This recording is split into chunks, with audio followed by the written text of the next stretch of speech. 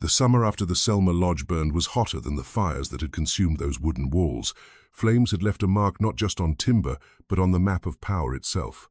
Word had traveled faster than smoke. Isaiah's name wasn't necessary. The method, the message, carried itself.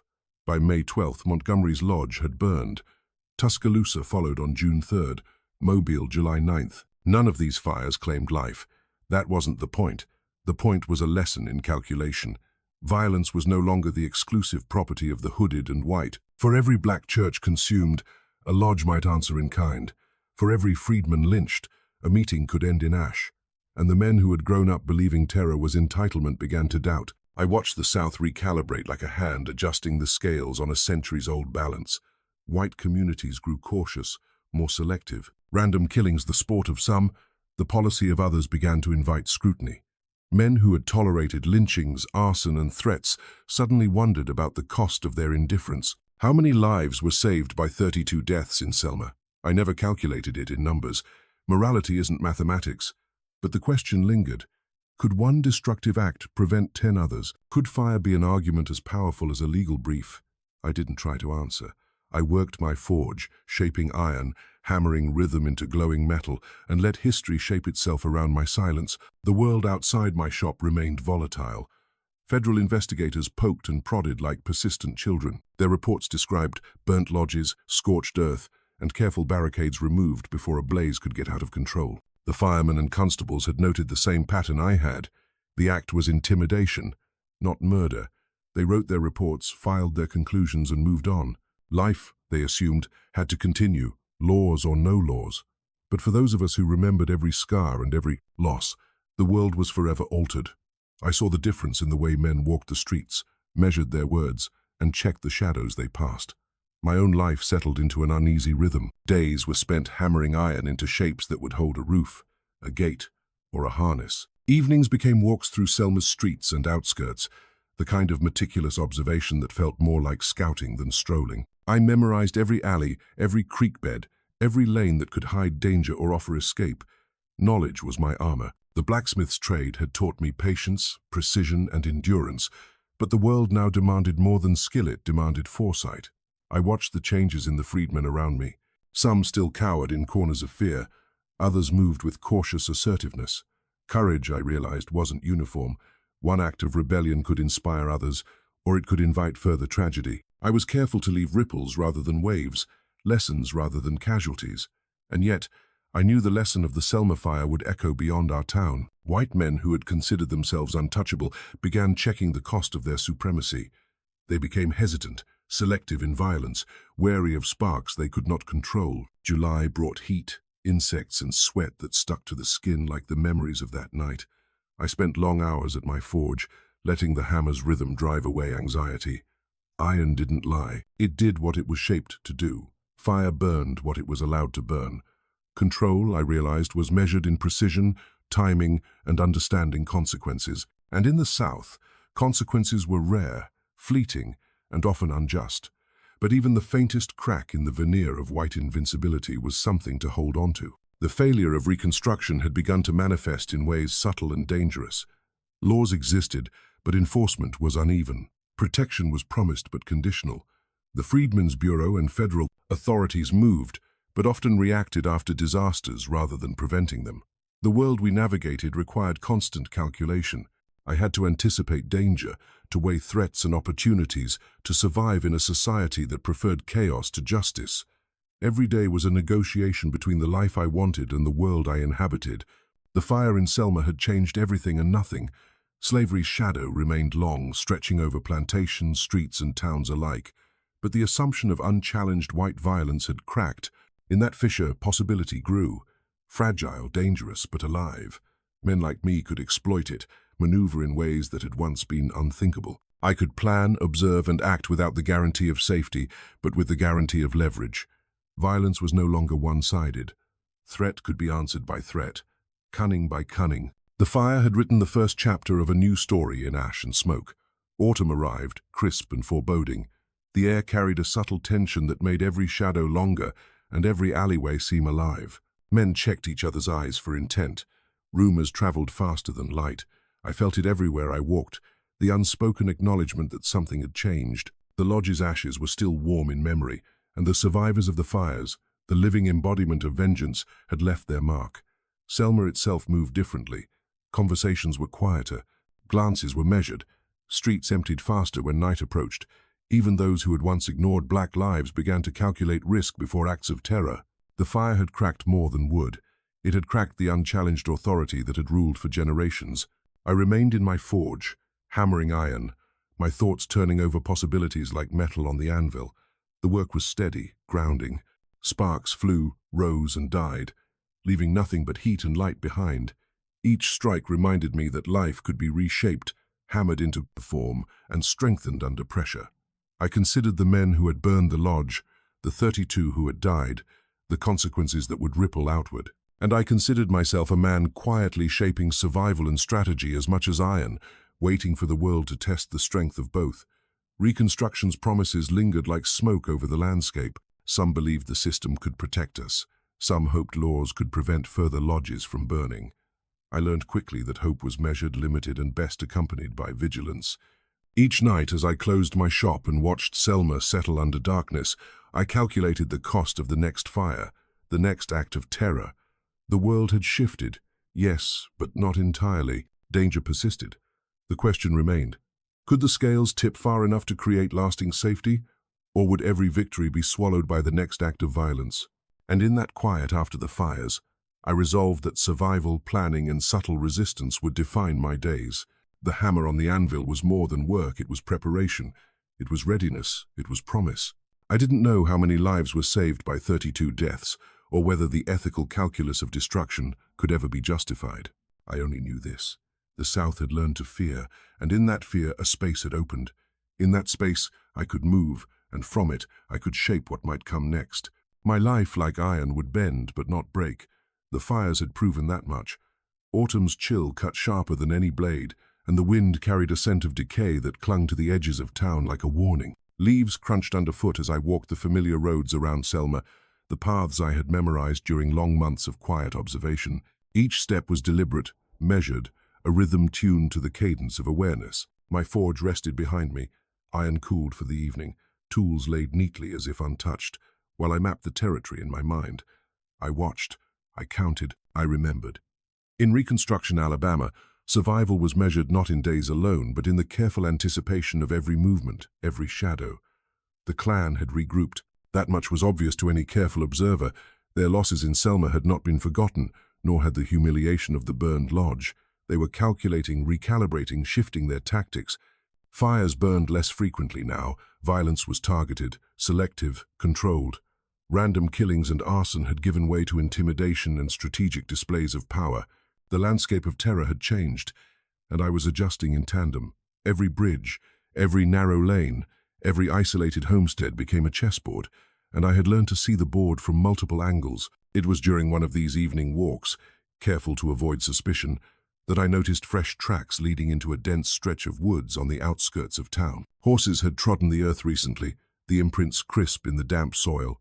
I counted 19 distinct sets, multiple riders traveling together in coordinated formation. My mind catalogued the details, the direction, the speed, the approach routes.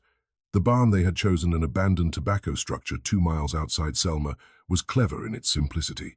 Multiple exits, a sturdy frame, enough space for a small assembly. They had learned from the past. Their predecessors' mistakes, the ones who burned too quickly, who left no escape, would not be repeated tonight. I observed from the cover of trees, breathing shallow, heart steady. My blacksmith's instincts, honed over years of shaping molten metal, now served in another way, as surveillance, as patience, as preparation for what might come. The barn's doors opened and closed quietly. Figures emerged and entered, hooded and silent, their movements precise. I recognized several from my own shop customers who smiled in daylight, who discussed weather and trade, now transformed into instruments of terror after sunset. Among them was Deputy Marshal Wickham, once a federal officer, now absorbed into the very organization he was tasked with suppressing. The irony did not escape me. It would have been amusing under different circumstances, but here, in the cold shadows, it carried the weight of deadly consequence. I stayed concealed, counting arrivals and exits, timing their movements. The group remained steady, disciplined. They spoke little, relying on the ritualized behavior of their clandestine gatherings. I noted horses tied in specific formations, tools and weapons carried discreetly. Every detail mattered, every pattern revealed opportunity. They intended to travel southeast toward the Johnson homestead, where a freedman family had recently secured 40 acres of farmland. The Johnsons were the kind of success story that enraged white supremacists. Educated, prosperous, visible proof that emancipation could work. Their prosperity painted a target on their backs, and the men riding tonight sought to reclaim dominance with calculated violence. I reached the bridge half a mile before the Johnson property. A wooden structure spanning a low creek, narrow and vulnerable, it presented a tactical opportunity. The creek bed was shallow, 5 feet at most. Rocky, uneven, but it would suffice to disrupt mounted riders if the crossing failed. I examined each plank, each support, testing strength surreptitiously with the weight of my own body and tools. The structure would need to collapse in stages, not fully, to create confusion without risking mortal injury. Partial collapse, timing precise, engineering as intervention. This was not arson, not indiscriminate violence, but a lesson delivered through careful calculation. The bridge would betray them at the right moment. My hands, usually steady when hammering iron, moved with equal precision now as I pried and weakened select supports. Each strike was deliberate, measured, calculated to allow a small failure that could cascade under load. I tested and retested, imagining the sequence of horses, the staggered crossings, the likely reactions of riders in panic. The roar of the forge was replaced by quiet, tense concentration. My work was invisible, but its effects would echo far beyond this night. Timing was everything. Speed, order, and sequence had to align with the approach of the hunters. I could not afford miscalculation. One misjudged plank, one misaligned beam, could result in death where only humiliation or injury was intended. Minutes before midnight, the first torches appeared on the road, orange against the darkness. Each flicker a heartbeat of intent. The riders moved single file, just as I had predicted. The lead horse, Deputy Marshal Wickham's, crossed safely, oblivious to the trap ahead. The second, third, fourth, the sequence held, and then, just as the fifth rider committed fully to the midpoint, the woods splintered with a report that sounded like gunfire. Horses screamed, men shouted, torches dipped into the shallow water, brush caught fire, chaos erupted, screams, cursing, and the clatter of hooves echoed through the trees. The carefully engineered collapse had done its work. Injuries were minor but sufficient: broken limbs, bruised pride, panic. The raid, meticulously planned by the clan, unraveled before it truly began. I watched from concealment as the remaining riders faced their choices. Retreat, risk the unstable crossing, or abandon the mission entirely. Fear had replaced certainty. The Johnson farm remained untouched. No law could have guaranteed safety tonight, but the bridge had done what planning and cunning could achieve. I stepped back into the woods, heart calm, eyes sharp, knowing the men would reorganize, regroup, but not without scars, physical, psychological, and reputational. By midnight, I returned to my shop, tools cleaned, an outward appearance of an ordinary evening intact. My alibi remained airtight. A lamp burning, a book on the table, neighbors who would swear to seeing me reading. Outside, the town slumbered, unaware that a trap had rewritten the night's story. In the morning, whispers would circulate rumors of a failed raid, a bridge collapse, injured riders. Federal investigators would label it structural failure, bad timing, bad luck. They would never suspect sabotage, nor could they easily prove it. The lessons of fire had been replaced by the lessons of calculation. I had become invisible, yet omnipresent. Even as I rested, I catalogued the outcomes. 3 men injured seriously, 2 more burned or bruised, others forced to retreat. The bridge, the terrain, my preparation all had created leverage, delay, and disruption without tipping into lethal violence. Survival required precision, anticipation, and patience. I understood the mathematics of risk and reward more intimately than ever. For every misstep in my calculations, consequences multiplied. For every correct estimation, freedom, safety, and leverage increased. Violence, wielded carefully, could protect without destroying. And so I watched, waited, and prepared, knowing that the clan would not forgive failure and would eventually seek a new measure of vengeance. Autumn deepened into frost, each night colder than the last. Men who had once moved with assumed impunity now checked the ground beneath their feet and the roads behind them. Selma itself seemed to breathe differently, wary, aware. I remained part of the town's fabric, but always apart. The hammer on the anvil was no longer just a tool of trade. It had become a symbol of strategy, planning, and survival. I measured each step, each encounter, each conversation. Knowledge was the currency of safety, and secrecy its shield. The blacksmith's forge had become a command center, a place where planning and craft intertwined, where every detail counted, and where foresight held the line between life and death. Night pressed down like a lid, close enough to taste. I'd chosen the road by habit and by need. Half a mile of worn plank spanned a shallow creek, a narrow throat any mounted man would cross single file. It was a small thing, a place where movement funneled and decisions forced themselves on riders who prefer certainty. The Johnson farm lay beyond that crossing, a bright patch of industry and hope in a county that resented both. I'd come earlier, under the cover of dusk, and done the quiet work of sabotage, not to kill, but to humiliate, to impede, to force those who rode with hoods and hate into a question they preferred not to ask. What if the road betrays you? My hands had been careful. I pried at selected planks, tested supports with the same methodical attention I'd used on forging gates and shoeing mares. I wanted the bridge to fail in sequence, a crack, a cant, a collapse under pressure, a way to scatter riders without turning the creek into a grave. The creek was only 5 feet deep, rock-lined and ugly, but not a moor meant to devour men.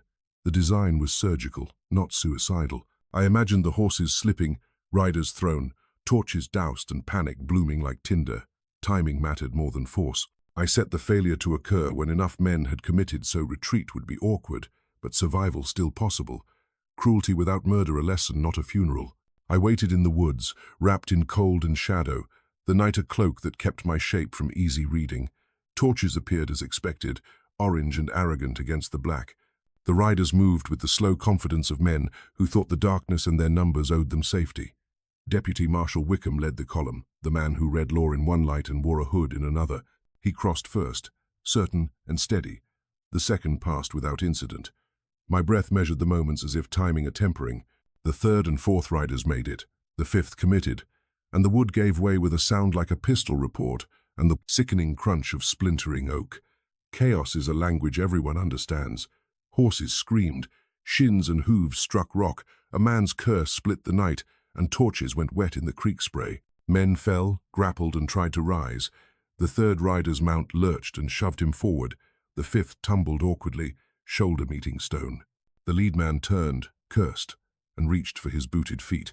His face was a map of fury and surprise. Flames danced in the brush as torches, knocked free, leaned into dry leaves.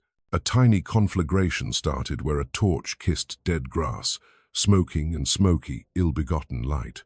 The raid had unraveled in the span of a few breaths. I watched everything from a tangle of low branches, the cold biting my hands but my pulse steady. I'd not wanted death. I'd wanted interference. The sound of men coughing and horses panicking was the music of disruption. They scrambled, shouted, and then found themselves forced to choose, regroup with fewer riders, and risk whatever awaited, or retreat in shame and recover their wounded in secret. Pride was a poor strategy when the road underfoot becomes treacherous. What I learned that night was how quickly certainty collapses into improvisation. The men who had plotted violence with the confidence of numbers suddenly argued like frightened boys. Some wanted to press on, dragging their injured through woods to continue the plan. Others wanted to return, fuming and exhausted and fearful the day's misfortune would turn into proof of their impotence. Deputy Wickham, hurt but stubborn, waved men back, promising retribution later, a plan rewritten in the dim light. The Johnson family found no visit from hooded men that night, no rope, no terror. Instead, they woke to a rumor and a broken bridge, and whispered thanks that no one would say aloud. I left before dawn, cleaning my tools by moonlight and replacing anything that might betray my presence. In the morning, the town made of gossip and habit-invented explanations, wood rot, shoddy maintenance, bad craftsmanship. Federal men came, took measurements, declared the bridge unsafe and in need of repair, chalked their findings into a reportable neatness that did not include the hand of a man who knew the county's roads as well as its faults. Official records suited official people. Who wants to read that resistance has a face? The truth is messier and carries consequences. For the public, this was an accident. For those who lived under the threat of midnight riders, it was something else, a message and a reprieve. In the weeks that followed, I watched ripples propagate. The men who'd fallen flinched around town in the daylight, bearing bruises and awkward gaits that measured both physical and reputational damage. The chapter's confidence waned. Raids that had been scheduled became rumors passed with suspicious qualifiers. They repaired the bridge, of course, but with eyes that checked the tree line and shoulders that turned backward as they walked. The very idea of a road that would not be trusted changed behavior. They rode less often at night. They preferred daylight and the presence of men who could be witnesses. A small victory, perhaps, but in a world of flints and tinder, small victories kept flesh and life intact. Yet it taught them, too, that their methods were vulnerable. A burning lodge had killed some a heavy, irreversible cost, but a failed raid left scars, both physical and political. There were whispers that someone in Selma had grown dangerous, that a blacksmith who smiled in daylight might hide a darker intelligence. Rumors are seeds. They sprout into suspicion and, when fertilized by fear, into deliberate revenge. I sensed their patience thinning. Men who had tolerated loss yet lacked the capacity for introspection were prone to anger that would find a vessel. My mind kept returning to the calculus. Avoid killing when possible, maximize deterrence, keep the moral ledger messy enough that local authorities couldn't easily label one act righteous and another criminal. I wasn't blind to the ethical weight I carried. What I had done was sabotage, and sabotage is a blunt instrument. I had decided where to draw the line: injury and humiliation rather than death, but the line itself was etched in smoke and subject to debate. Some nights I lay awake, listening to the sleep of Selma, and feeling the weight of those choices press my chest flat. On other nights, I felt the quiet clarity of someone who had done what he had to do to prevent a lynching, to protect a family that wanted nothing more than to farm in peace. As the frost came and winter tightened, the chapter that had planned the raid grew quieter in public, but more certain in private. They convened in taverns and parlors, their men nursing wounds and nursing grudges. Men like Kurtha, who had lost a son in the lodge fire, sat with faces that had skinned into bitterness and plots. They began to think in longer arcs, not only how to strike back, but how to make sure the person who had embarrassed them would be taken and broken in a way that satisfied their need for order. Revenge, they believed, would restore a balance they thought had been stolen. They had no idea how patient I could be. The bridge taught me more than physics. It taught me about escalation. Sabotage bought time and taught caution, but it also sharpened the knives of those who had something to lose. The failed raid did not end the war. It translated it into a new language: engineering for intervention, patience for protest, timing for leverage. I kept my hammer near, the forge warm, my hands busy enough to keep thought practical and mercies cold. In the quiet that followed, I planned not for spectacle but for survival, not for headlines but for numberless small protections that might keep children's beds intact. When the town finally closed its shutters against winter winds, I understood that nights had changed. The men who once rode with impunity now tested paths twice, measured their steps, and suffered for complacency. My neighborhood felt the difference, and yet, beneath that brittle peace, something else was germinating. A plan among men who had smiles and jobs by day, but a hunger for retribution by night. They would not let a broken bridge remain an answer for long. The question was when, not if, they would strike back. I wiped my tools, stoked my forge, and listened to the small, steady music of iron and fire ready for the next move. They met above Kurtha's tavern, like conspirators always meet in a room warmed by other people's drink and cooled by the arrogance of men who believed consequences belonged to other men. 12 faces sat around a scarred table, each one a map of grievances. The tavern had always smelled of stale whiskey and varnish, a place where memory softened into rumor and rumor hardened into plan. Kurtha's presided like a man reading minutes from a ledger that only he could balance. Lost son burned in the lodge, cost vengeance. Their talk was business disguised as grief. I learned about the meeting secondhand, as I learned most things I needed to know, through ears that belonged to people they thought invisible. Moses, the tavern porter, emptied spittoons and polished glasses with the exactitude of someone who listened for the tone of trouble. Men spoke louder when they trusted that the only eavesdroppers would be other drunk men. Moses heard the words that should never have been spoken aloud. He heard Kurtha's outline a plan that was elegant in its cruelty. If they could not prove me guilty of burning the lodge, they would manufacture guilt. Create a raid in my shop, plant evidence of theft, manufacture witnesses who'd say they caught me in the act. The system would do the rest. Arrest, custody, and the kinds of mysterious ends men in county jails so often met. The bait was precise. The Washington children. Kurtha's understood the arithmetic of a man's choices. Threaten his family and you force his hand. Threaten his niece and nephews, and you unmake his carefully constructed calm. The children were 6 to 12, mouths already learning the world's cruelties, their lives anchored now by a grandmother's trembling courage. To threaten them was to weaponize love itself. It was a low, effective strategy. Coerce the defender into a spotlight and then strike where he was most exposed. Moses came to me before dawn with the kind of news that weighs like wet lead. He spoke in soft bursts, eyes darting to doorways as if the tavern's rafters had ears. He had a habit of speaking truth through humor, but this morning his voice lacked the usual levity. They met last night, he said, lowering himself into a stool as if the world had grown too heavy for him to stand. They want you out of Selma one way or another. They'll take you, or they'll make you run, or they'll take the children. They plan to make it look legal. I did not ask how he knew every detail. He had learned, like all of us, that being useful meant being invisible. "You got any plans?" he asked, but the question was ceremonial. He didn't expect an answer. He wanted to know if I already carried the weight of my response. I sat with the news like a man receiving a summons. There were options stacked before me, each a road with its own end. I could leave Selma with nothing more than what I could carry, and accept that survival in anonymity was a kind of victory. Reverend Turner had suggested the North months before. He'd offered a promise of work and a promise of distance. Or I could go to the authorities and hope federal law, for once, weighed heavier than local custom. Hope, I'd learned, was a poor shield. Or I could do nothing and watch helplessly as the children I loved were dragged into the same horrors that had taken Thomas. Each choice held cost. Each cost had a price.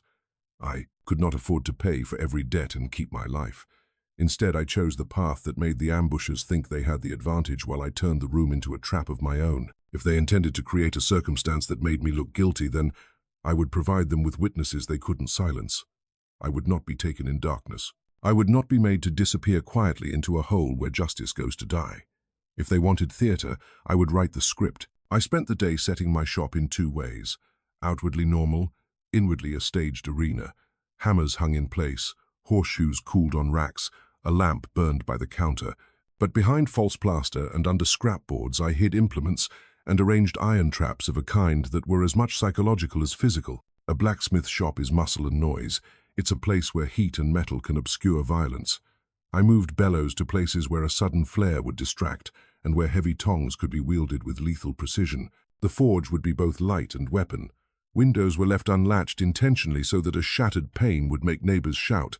I made sure a stray hammer could fly far enough to shatter glass and wake the street. My preparations were not for gore so much as for spectacle for witnesses to see what I had to do to resist. That night, as curfew fell and the town exhaled, the raiders came with the same arrogance draped in confidence that all men who believe rule is on their side wear. They were fewer than they imagined, and they were certain of the law because they had made a law that morning out of their own necessity. Curthers led them, tongue laced with the righteous mania of a man convinced he had been wronged.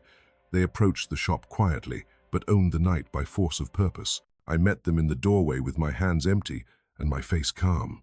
The lead man announced the fiction with a voice trained in accusation. "We have a warrant. Come," quietly. They expected me to fold, to bend under the manufactured authority. I threw the first hammer through the front window with a sound like a summons. The crash woke neighbors who had no business intervening, but whose presence mattered because it turned darkness into a stage. I shouted loud enough to make the rafters echo. "Raiders in my shop! Witness!" There is a power in drawing a crowd that a warrant cannot match. They flinched. The plan assumed silence.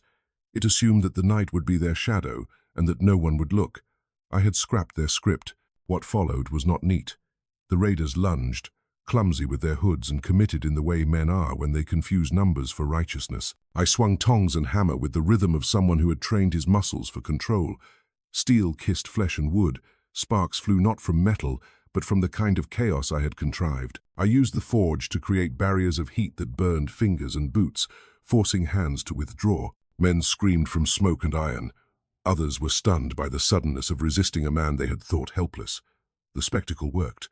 Neighbors came to windows and doors. Some opened them. Voices rose, not in judgment, but in inquiry. A plan that relied on the cover of night unspooled under the light of witnesses. They had expected a man to be led away. Instead, they found themselves on trial by the people they had intended to terrorize. Curthers took a beating he had not anticipated. Wickham blinked in confusion as his authority crumbled in real time. Their hoods could not hide faces once a crowd gathered. The very thing they had used as armor, anonymity, became a liability under the light of witnesses. When federal men arrived, drawn by the noise and the number of shouts, the raiders found their legality wanting. No warrant, no legal right to seize me in such a manner, and the presence of neighbors meant that any private violence would be hard to disguise. The aftermath left its own scars. Men were injured, 2 badly enough to require tending, 3 singed by the forge's heat. I bled from cuts and bruises, a physical ledger of the night's commerce in violence. But I had done what I intended, exposed them, made their method public, and protected the children whose faces I saw in sleep and prayer. The raid failed because the trap they designed counted on fear and silence. I removed both variables, yet the victory tasted like ash. Exposing them invited not only legal consequence but something more dangerous, resentment that doesn't abide reason. They would not let humiliation rest. Men like Curthers measured their honor in revenge and patience. The tavern speakers would lick their wounds and plot. Men who had been bested in my doorway would rehearse new cruelties in the dark, the kind that could not be witnessed or prosecuted. For every witness I had created, I had also painted a target on my own back. Protection from law is fragile. Protection from vendetta lasts as long as courage and luck. That night, in the cold after the forge's glow dimmed, I wrote a few lines in a private notebook I kept hidden behind a loose brick in the chimney. The ink was shaky because my hands were tired, but the words were steady. A man can run from fire or walk through it. Either way burns, but at least walking through means choosing your own scars. I folded the paper and slid it back into place. The choice had been made. I had shaped my life into action in the same way I shaped iron, with intent, heat, and an understanding that every strike changes the metal forever. The raid had failed. The cost of failure would be counted later. For now, I had won a day. The rest of my life would be a negotiation with men who had nothing left to lose. The morning after the raid, the town smelled of iron and fear.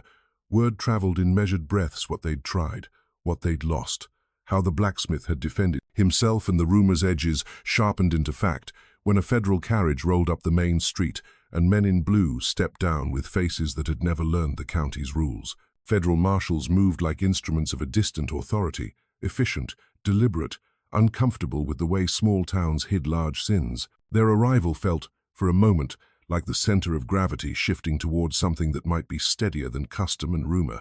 Marshal Thaddeus Cole was the man who led the first interview. He watched me as if trying to read iron filings in a hand. His eyes catalogued scars and steadiness both. "You fought like a planned man," he said once. More observation than accusation. Not a man surprised into reaction, but a man who prepared for confrontation. There was no praise in his voice, only the worried respect of someone who understood the cost of confrontation. In a place where law was often a suggestion rather than a shield, investigations do the work of paper and witness. They collect statements, measure distances, tally injuries. They take the kind of testimony that can live under oath and in depositions and try to stitch together a coherent record that a court will accept. For once, documentation mattered. Neighbors who'd shouted from windows gave names. Moses's testimony was careful and precise. He admitted what he'd heard at Curthers Tavern and confirmed the plan they'd hatched. Medical men testified as to the severity of injuries sustained by a few raiders: burns, broken bones, contusions consistent with a defensive struggle near a forge. The physical evidence lined up with the ledger of noise and witness. But evidence is only as useful as the will to use it. Local sheriffs hedged and muttered. Friends of the injured raiders spoke in tones meant to wound without accusing. The truth, as often happens in places bound by kinship and fear, was a rumor that needed courage to give full voice. The federal men, however, had the patience of outsiders. They could ask questions that local men would not. Cole understood that prosecuting men who wore hoods meant creating a case that could not be dissolved by local sentiment or quiet threats. He moved with legal care, drawing lines that would be hard to erase. He had to build something durable: testimony, witnesses, forensic notes, because the men he aimed to indict had networks and sympathies that stretched beyond the courthouse steps. The political calculus, though, was never far from anyone's mind. Federal prosecutions for civil rights violations were still novel and politically dangerous in the South. There were whispers in Montgomery, telegrams sent between officials, and quiet questions from those who worried that federal overreach would invite more insurrection than it quelled. For some black residents, federal attention was relief. For others, it was a glare that might expose them to reprisal. There was no consensus on which risk was worse. In the black community I moved through, the talk was practical. Secure the children. Alert trusted friends. Prepare for retaliation if the trial faltered. Marshal Cole proposed measures that were both modest and revolutionary in the microcosm of our lives. He arranged for guards at my shop during odd hours and for military escort when the Washington children were moved under federal protection. The children's departure was done with a kind of discreet efficiency, 2 soldiers and a marshal accompanying them to Montgomery, where a safe house would hold them until the trial. I watched them go wrapped in blankets, small hands clutching a memory and leaving behind a world that could not promise safety, but at least could promise distance. I felt both relief and a hollow ache. I had traded immediate presence for institutional safety, and traded my ability to watch them for the chance that justice might do what my hammer could not. The nights grew colder in December, and with them the threats escalated into sharper acts. Someone fired shots through my shop window at 2 a.m., the bullets pattering like the warning of a storm. I took to sleeping in different places, trusting that unpredictability was the best passive defense. Men in my neighborhood took turns watching in silence, and we communicated with small signals, a knock at an odd hour, a light briefly shown in a window. Paranoia braided itself into routine. Vigilance became a muscle we exercised daily. I kept my bellows in working order, but wished for something less combustible than constant alertness. Then Reverend Henry McNeil Turner arrived like a draft of possible futures. He carried himself differently than the men who argued at taverns or the lawyers who wanted his pulpit for their politics. Turner spoke not just to my rage, but to the arithmetic of survival.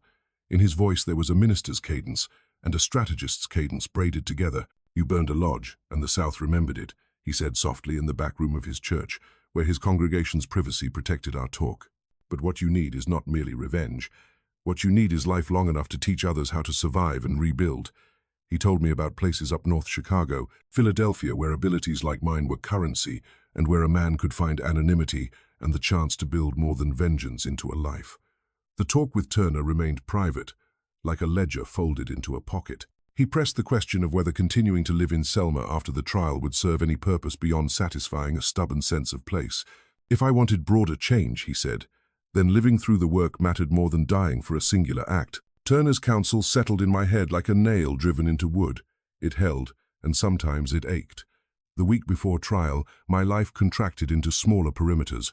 I made contact with friends who could be trusted to carry a word if I needed help. I prepared a document of sorts, letters to the Washington children, instructions for the shop, notes about tools and techniques, things a man writes when he prepares either for disappearance or departure. I also gathered money and contacts for a journey I might make. Hope, practical and ugly, needed currencies beyond prayer. I was careful to keep those preparations secret. I buried some in the back of a chest, handed others to a woman I trusted at church.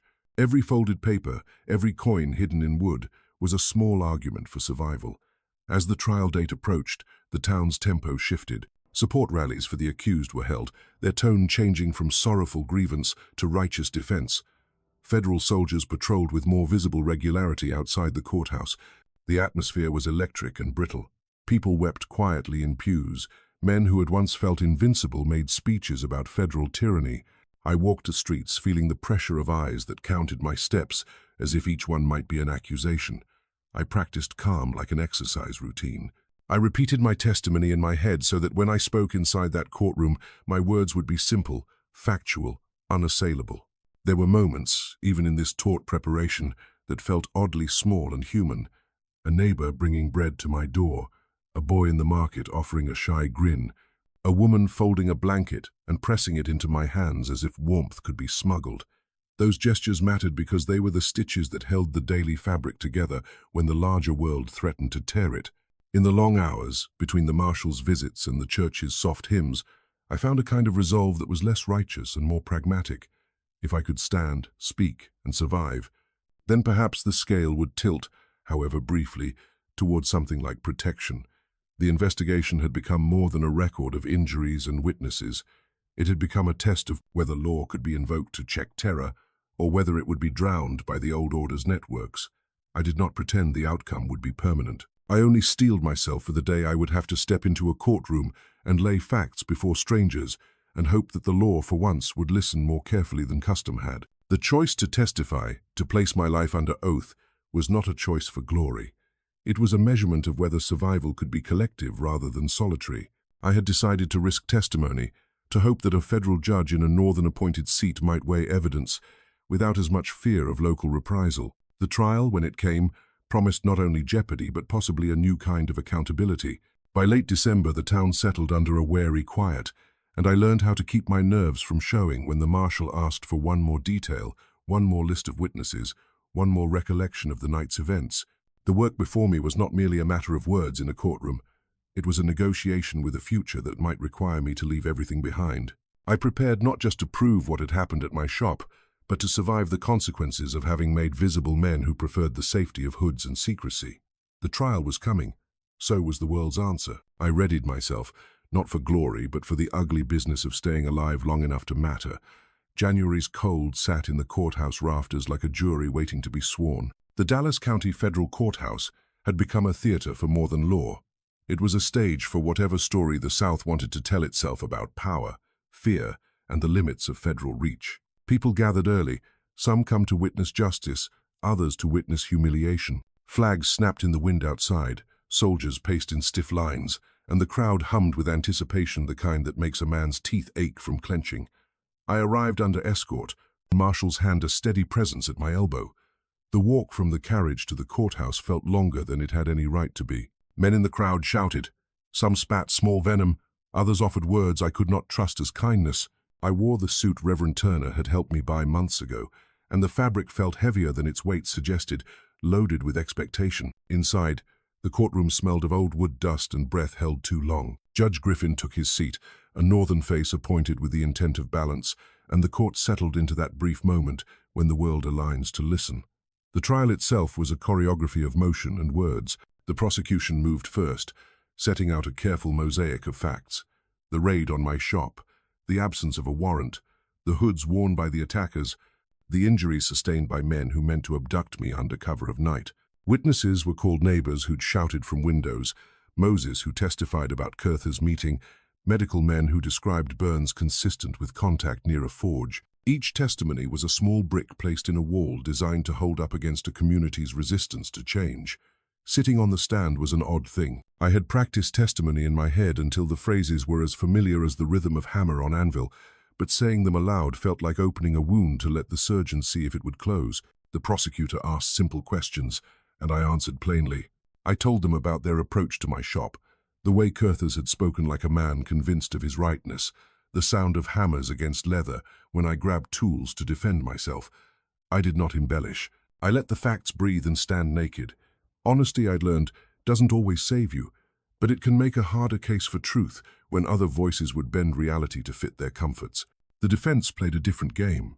Sutton, a local man who moved like a lawyer born from the town's own soil, painted me as a man with motive. He dredged up the lodge, burning an act that had become legend and rumor, and asked whether I had not benefited from violence in the past. He suggested that hatred could be a motive to manufacture testimony, to direct blame where it would most wound. It was a predictable line. He coaxed witnesses to remember slights, coincidences, moments that might place me near fires or roads. The tactic was to blur character into causation. If a man could be shown to hate, then his word might be less credible. But the prosecution had done its careful work. Testimonies from neighbors corroborated the noise and the shouting. Medical reports lined up with the burns and blows the raiders claimed. The hoods were shown as evidence. More damning to them than any object was the simple fact that the men who'd tried to seize me could produce no warrant. Their cloak of law had no paper. The courtroom noticed even small things, like how Kurtha's eyes darted when asked to explain his son's presence at the lodge the night of the burning. Details you think are invisible often become mirrors in a courtroom, reflecting what men would prefer to keep private. There were moments that felt quieter than gunfire and louder than shouts. When Moses testified about the meeting above Kurtha's tavern, some men in the courtroom shifted in their seats.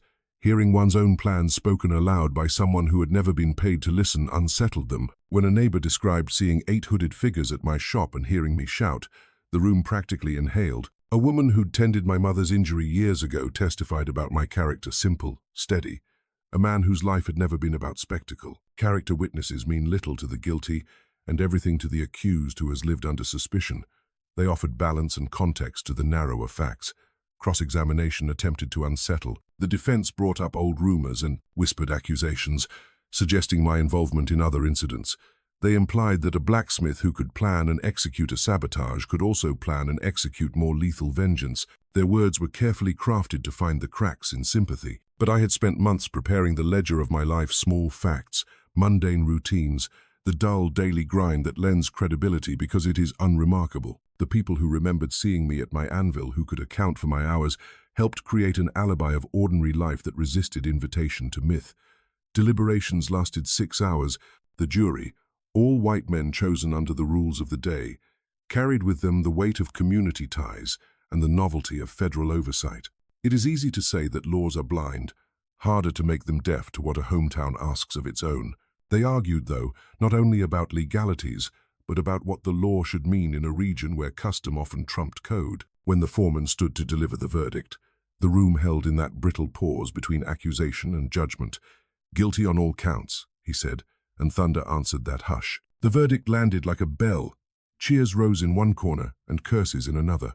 The defendants sat stunned, faces shifting between outrage and disbelief. For a moment, light seemed to tilt differently in that courtroom, as if the air had been rearranged to allow a new weight. The men were remanded to federal custody pending sentencing. That the law had acted, however, briefly felt like warmth in a month of winter. I left the courthouse under the same marshal's escort that had brought me in, but the walk back to the carriage felt both lighter and heavier. Lighter because men who had openly broken the law were being made to answer for it. Heavier because I understood how fleeting justice could be. Conviction mattered, but convictions are subject to the tremor of politics. The country was already whispering about compromises that might return power to local hands. The federal teeth that had bitten tonight could be drawn under pressure elsewhere. I had won a battle. I had not secured a war. Back home, some people dared to celebrate. Neighbors brought pies and small comforts. I accepted these with a manners-mannered gratitude, feeling the odd mix of relief and chill. The Washington children were still distant in Montgomery, under federal protection, and that knowledge sat soft and heavy like a blessing I could not fully claim. The men I had helped bring to justice would be sentenced, perhaps imprisoned, perhaps later pardoned by politics I could not influence. Justice had its own precariousness. That night, in the private quiet of my shop, I tended the forge the way one tends a fragile ember. The hammer's rhythm grounded me, and I felt the strange aftershape of the trial, the part not recorded in any journal, but visible in the stoops and smiles of those who dared to thank me openly. Marshal Cole came by late, his coat wet with sleet, and offered a look that mixed relief and worry. "You did the right thing," he said softly. "But be ready. Men who lose in court sometimes look for coroners outside the law." His words were a counsel and a warning. Conviction can save a life for a time. It cannot erase the hunger for revenge that can live long after jail bars clang. So I prepared, not for celebration, but for the same negotiation with danger I'd kept up since March. Vigilance, planning, and the quiet acceptance that life in this place was a currency you spent carefully. The trial had proved that law could sometimes be more than a suggestion. It had also taught me that victory contains its own liabilities. I slept fitfully that night with the knowledge that a guilty verdict did not end the ledger of risk. If anything, it rearranged it. The men convicted would serve sentences, but politics would have its own seasons, and with them might come release, pardon, or acquiescence that would undo a year's work in a single political compromise. In the morning, the town would wake with a verdict in its bones. Some people would see justice, others an affront. I could only tend the work I knew shaped metal, teach a trade if I had to, and keep a ledger of contact names and safe routes. The trial had given me no guarantees, only a breathing space during which I might plan a life beyond the county's reach. The scales had tipped, briefly, and for now that was enough.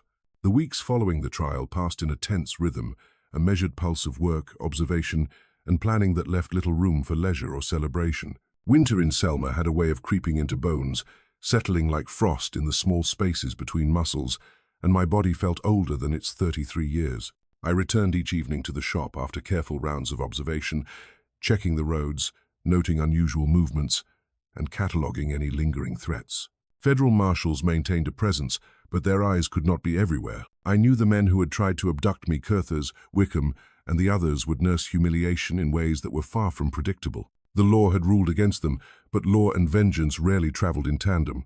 History had taught me that when white terror is thwarted, it adapts. It waits.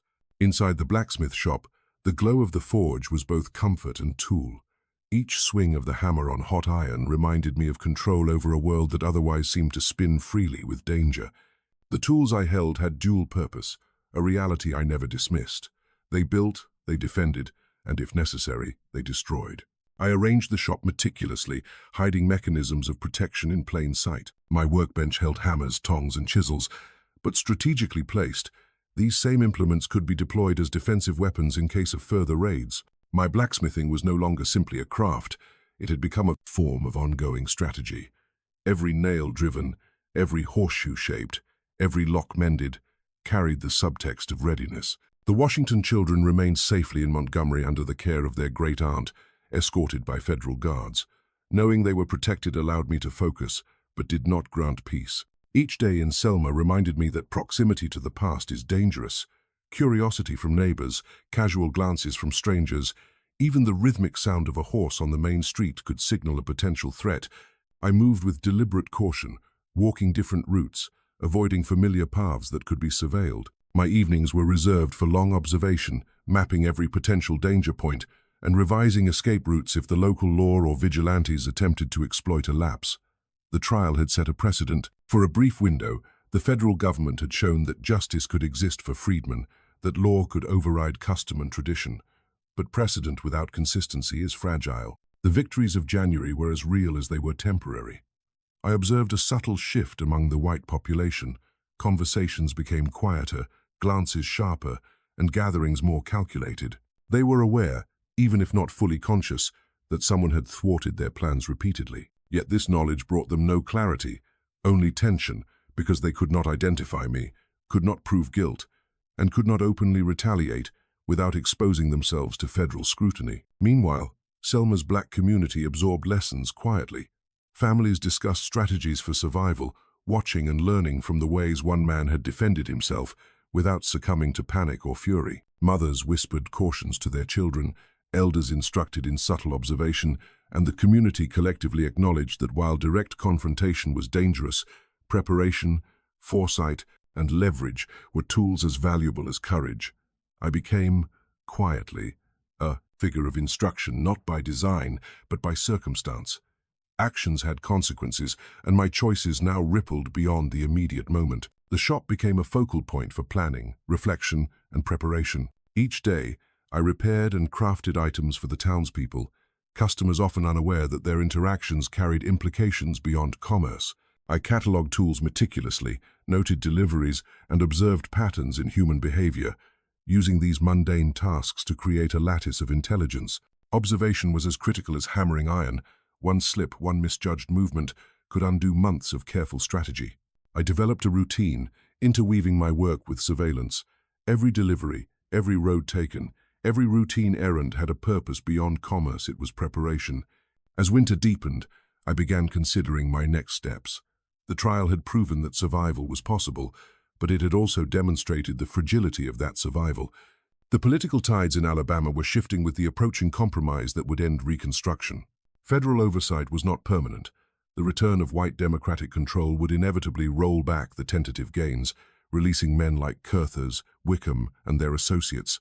Staying in Selma meant navigating a minefield where any misstep could lead to death or imprisonment. I needed an exit plan, a strategy to move where my skills and experience could find a place to thrive without the constant threat of violence shadowing every hour. Reverend Henry McNeil Turner's words echoed in my mind. Survival sometimes required relocation, and living examples could achieve more than martyrdom. His advice was pragmatic, rooted in decades of navigating Southern hostility and understanding the limitations of federal intervention. The North Chicago, Detroit, Philadelphia offered opportunities for work, anonymity, and a chance to influence a community without the omnipresent weight of local terror. Leaving Selma would be a decision measured not by cowardice, but by strategy, ensuring the continuation of influence, the safety of those dependent upon me, and the ability to act when conditions favored the oppressed rather than the oppressors. The planning for departure was precise. I began arranging finances discreetly, converting what savings I could safely transport into forms that would travel undetected. Papers were prepared to obscure identity if needed, and routes were mapped carefully. Every action had to balance two priorities: minimize attention locally and maximize long-term security. I trained myself to think in terms of weeks and months, not days, factoring in weather, law enforcement patterns, and potential interference by those still loyal to the Klan. Each step north required careful choreography. A miscalculation could mean capture or death. On February 1st, I began final preparations. Tools were sorted and catalogued. Letters were written detailing trade techniques, family guidance, and survival strategies in case my departure was forced to happen suddenly. The Washington children were informed, indirectly, through their guardians, that they might need to relocate again, reinforcing patterns of caution and adaptability that survival demanded. The departure plan included contingencies for delays, surveillance, and potential attempts at interception. Every step was deliberate, ensuring that the culmination of months of careful maneuvering would not unravel at the last moment. February 2nd arrived with the quiet tension of a calm before storm. Dawn was pale and cold, frost still clinging to windowsills and railings. The carriage arrived as arranged, modest in appearance yet sufficient to conceal movement. Federal marshals oversaw the transfer of the Washington children and myself to the platform for departure. The train would carry me north, out of immediate danger, toward opportunities to establish a new life. Every glance along the tracks, every movement in the shadows, was scrutinized for threats, but the careful choreography of protection and timing ensured a seamless transition from one phase of survival to the next. On board, I reflected on the months past.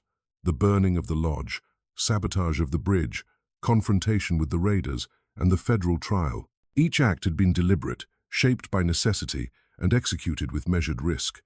The cumulative weight of these events bore down in ways both liberating and haunting. I understood, finally, that living through violence does not erase its mark. Scars are both visible and invisible, etched into muscle memory and the rhythm of thought. The blacksmith's hands, accustomed to shaping metal, had also shaped survival, strategy, and the calculus of resistance. The train moved steadily northward, leaving Selma, the courthouse, and the fires of the past months behind. Yet leaving did not erase the lessons learned. They traveled with me as a hidden ledger, a private testament to the limits and possibilities of individual agency in a world steeped in injustice. The forge I would establish in Chicago would carry more than ironwork. It would carry history, experience, and a silent instruction in the mathematics of survival, resilience, and leverage. By evening, the city skyline appeared faintly through the winter haze. Chicago promised anonymity, opportunity, and a chance to breathe without the immediate shadow of vendetta. I had become, in the quiet months after January, something larger than a man defending himself. I was a figure of consequence, carrying lessons others would study, if quietly, for years to come. The blacksmith who burned a lodge, sabotaged a bridge, and survived an abduction attempt was leaving the South not in defeat, but in strategic retreat. This was the quiet victory, the continuation of influence that Turner had advocated, a life preserved to teach, to survive, and to act when conditions were favorable. The train carried me north, each mile a measure of freedom and calculation. The blacksmith shop in Selma, sold to another freedman, remained a monument to what had been achieved, a space where tools shaped not only iron but the course of resistance. The Washington children, safely relocated, carried forward stories of courage, strategy, and survival that would define the next generation. And I, under the name Elias Freeman, carried my memories, my hammer, and the quiet understanding that the South had changed in ways both subtle and profound, even if only temporarily. Justice, survival, and legacy were intertwined, and each step northward was a measure of both distance and preservation. The forge in Chicago would wait, ready to teach new hands not just the craft of blacksmithing, but the intricacies of living under threat, defending without unnecessary bloodshed, and leveraging knowledge, timing, and cunning to protect those who could not protect themselves. Survival was a lesson learned too late for some, but it could be taught to others. And that, in the quiet reckoning after January 1877, felt like the most important victory of all. Chicago in the spring of 1877 offered a landscape entirely unlike Selma. The streets were crowded with freedmen, immigrants, and a bustling mix of industry and opportunity. Smoke from factories mingled with the aroma of bakeries and the clamor of horses and carts. Here, I could disappear into the crowd, a man without a past, yet carrying every lesson, every scar, and every memory of Alabama with me. I arrived under the alias Elias Freeman, with papers that could withstand casual scrutiny, and a story simple enough to explain my presence. A blacksmith seeking work in the northern industry. My hands, calloused and steady, were proof of my craft, my life in Selma both tool and burden. The first days were a cautious adjustment. I scouted neighborhoods and shops, noting the temperament of local authorities, the composition of the community, and potential threats to my anonymity. Every interaction carried the weight of observation. Every handshake, conversation, and transaction was measured, calibrated to avoid revealing more than necessary. Unlike Selma, the immediate danger here was less tangible. No burning lodges or raids threatened my nights, but I remained aware that the instincts forged in Alabama were not habits easily discarded. Vigilance was a companion, subtle yet persistent. My forge in Chicago was modest but sufficient. I invested in high-quality tools, ensuring that every hammer, anvil, and chisel met my exacting standards. The shop became a haven, a place where craftsmanship and reflection intertwined. I began taking on apprentices, young freedmen and immigrants, eager to learn the trade and, unknowingly, lessons in observation, strategy, and resilience. I instructed them carefully, allowing the shaping of iron to teach discipline, patience, and precision. Yet, underlying the blacksmithing were subtler lessons, awareness of surroundings, calculation of risk, and understanding leverage in situations of threat. These were invisible skills, carried silently from one generation to the next.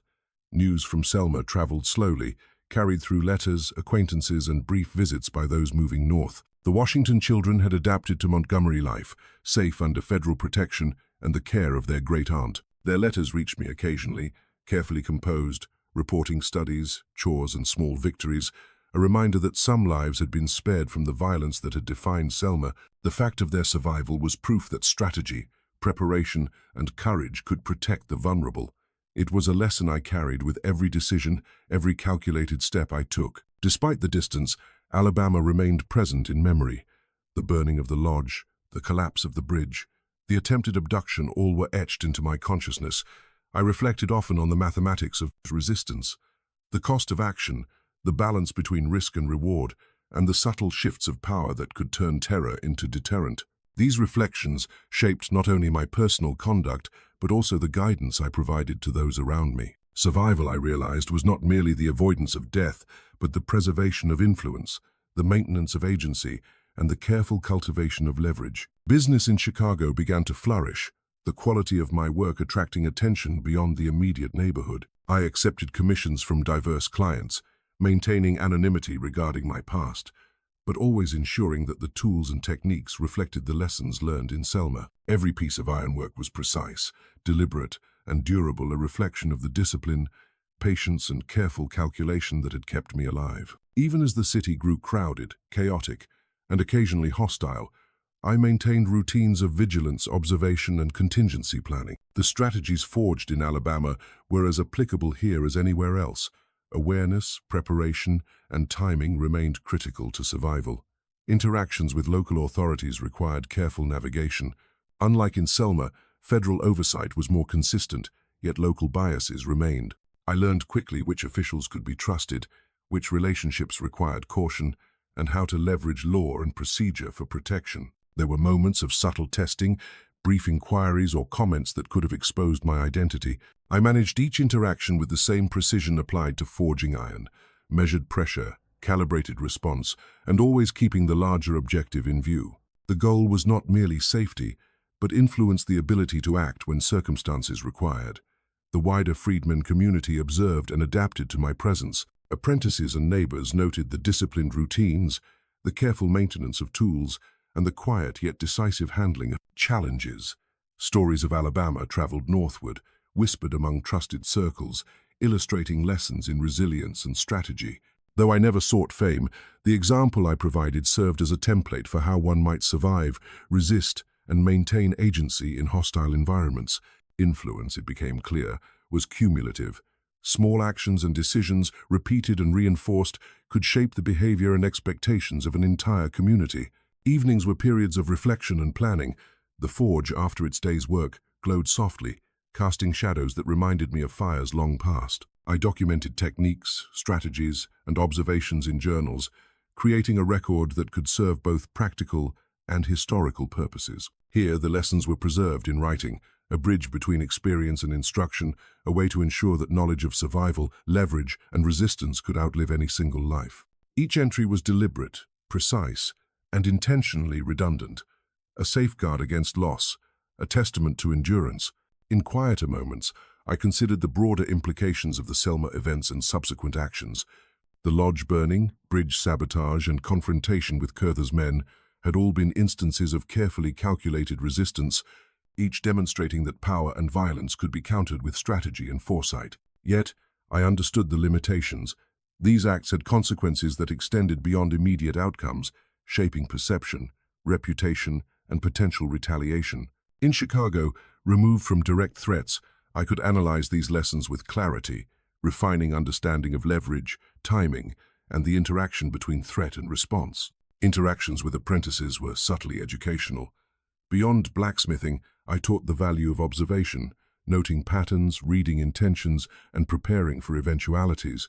I demonstrated patience through repetitive tasks, showing that precision, endurance, discipline could translate into influence and survival in circumstances beyond the forge. Small discussions about history, ethics, and strategy offered indirect insights, emphasizing that knowledge, foresight, and deliberate action were as crucial as physical skill in any endeavor. The lessons, though cloaked in craftsmanship, were enduring. Resilience and intelligence are as formidable as strength and courage. Despite the relative safety of northern life, occasional news from the South reminded me of the persistent dangers still faced by freedmen. The Compromise of 1877, ending federal enforcement in the South, brought back the reality that justice remained contingent, fleeting, and geographically constrained. The Washington children were safe, the immediate threat in Selma neutralized, but the structural inequities remained. Reflection on these broader patterns reinforced the importance of the strategies I imparted. Preparation, leverage, and discretion were essential not only for survival, but also for meaningfluence. By mid-1877, my life in Chicago had achieved a balance of productivity, influence, and relative security. Apprentices produced quality work, some developing reputations of their own. The shop became a center of community learning, a place where trade, observation, and strategy intertwined. Stories of resistance, survival, and calculated defiance filtered in quietly, offering lessons to those attuned to them. My presence served as living proof that survival, influence, and strategic action could coexist, and that one individual's careful choices could shape the lives of many. Even in moments of quiet reflection, I considered the ethical dimensions of prior actions. The lodge burning, bridge sabotage, and defense against Curther's men had all involved calculated risk, targeted intervention, and the knowledge that consequences would ripple outward. The mathematics of resistance remained complex: how much violence justified prevention, how much risk could be assumed, and how influence could be preserved without unnecessary bloodshed. Chicago offered an opportunity to refine these considerations, to teach, and to preserve a living example of what strategic resilience could achieve. In time, my identity as Elias Freeman became established. The past in Selma was a shadow, ever present yet distanced. The forge became not only a livelihood but a classroom for resilience, strategy, and survival. Apprentices and neighbors observed the careful interplay of work and vigilance, learning lessons that could not be taught in books. My legacy, forged in both iron and experience, became tangible, a community prepared to navigate a world where threats persisted, yet knowledge, timing, and leverage could provide protection and agency. Through each season in Chicago, I carried Selma's lessons silently: the importance of foresight, the use of leverage, and the quiet power of preparation. The forge, glowing steadily, became a symbol of persistence, discipline, and resilience. Apprentices learned to shape iron and circumstance alike, to observe, calculate, and act with precision. The Washington children grew under safe conditions, stories of Selma embedded in their awareness, offering guidance for future generations. And I, once Elijah Carter of Alabama, now Elias Freeman of Chicago, understood the enduring truth. Survival is not merely enduring the day, but ensuring that knowledge, influence, and capability endure beyond it. In the forge's glow, I saw both past and future. Selma's fires, the collapsed bridge, the failed abduction, and the eventual trial as markers of calculation and consequence. In Chicago, I could continue that work, shaping not only iron but also the potential of those around me. Influence, legacy, and survival intertwined, demonstrating that courage is measured not only by immediate acts but by the long arc of preparation, foresight, and strategic action. And in that knowledge, I found a quiet sense of purpose that no threat, no past, and no injustice could ever fully erase. The forge remained alive, its fire a constant in the midst of change. Apprentices learned to shape metal and circumstance, to act with patience and precision. Communities around me, though unaware of every detail, absorbed the ethos of careful preparation and leverage. And I, carrying Selma's lessons, shaped a life where survival was not passive endurance but active, strategic engagement, a life where knowledge, timing, and measured courage could protect, instruct, and inspire. The South remained behind me, yet its lessons traveled forward, embedded in every hammer swing, every observed detail, every apprenticeship completed. Survival, justice, and legacy were bound together, and the forge glowed steadily, a testament to all three.